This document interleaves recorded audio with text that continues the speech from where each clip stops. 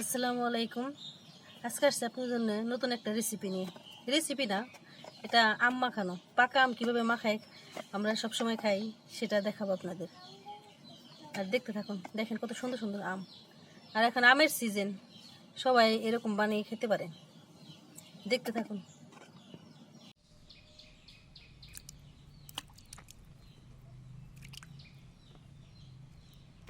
আমগুলো ভালো মতো ধুয়ে নিব। কি সুন্দর আম। আমগুলো আজকে বটি দিয়ে কেটে নেব, আজকে ছুরি দিয়ে কাটবো না, এভাবে কেটে নেব। পুরোটা ছিলে দেখেন আমের কালারটা কত সুন্দর।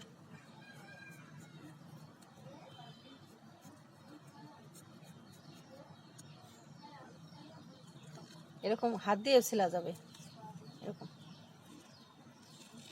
এরকম হাত দিয়ে ছিলে এরকম দুই পাশ থেকে কেটে নেব।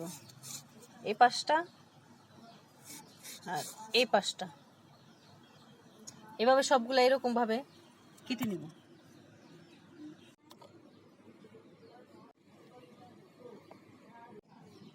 আম সবগুলা কাটা শেষ, এখন কেটে নেব কাঁচামরিচ। কাঁচামরিচগুলো গোল গোল করে কেটে নেব। এই মরিচগুলা লবণ দিয়ে মাখিয়ে নেব ভালো মতো। এর সাথে থাকবে চিনি আর থাকবে কাসন্দ। এটা ভালো মতো ডলে নেব এরকম হাত দিয়ে।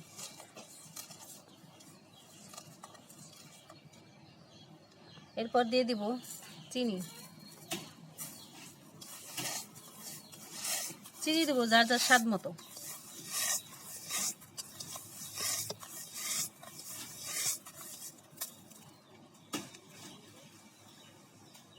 দিয়ে দেব কাসন্দ।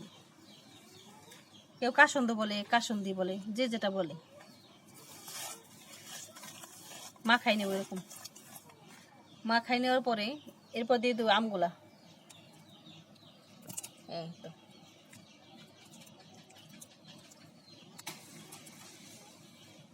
আমগুলো দিয়ে হাত দিয়ে ভালো মতো মাখাই নেব।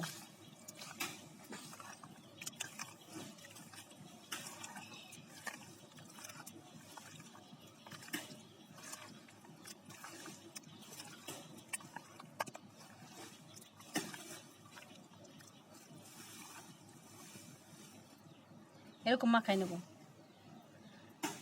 আর একটা খেয়ে দেখবো কেমন।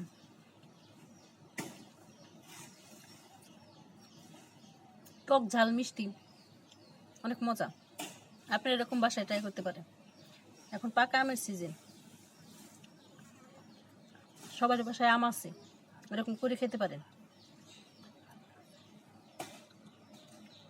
আল্লাহ হাফেজ। খাই দেখো তো কেমন।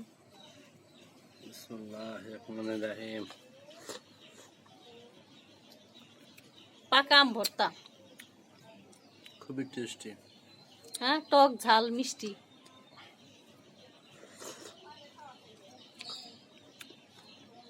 খুবই টেস্টি। আপনারা ট্রাই করবেন, বাচ্চাদের দিবেন। আপনারা এরকম বাসায় করে খেতে পারেন। আর পাকা আম আছেন সবার বাসায়, এরকম অনেক মজা। করে না খেলে বোঝা যাবে না। আর আমাদের ভিডিওটি দেখার জন্য ধন্যবাদ। আমাদের ভিডিওটি ভালো লাগলে লাইক এবং সাবস্ক্রাইব করে দিবেন। আল্লাহ হাফেজ।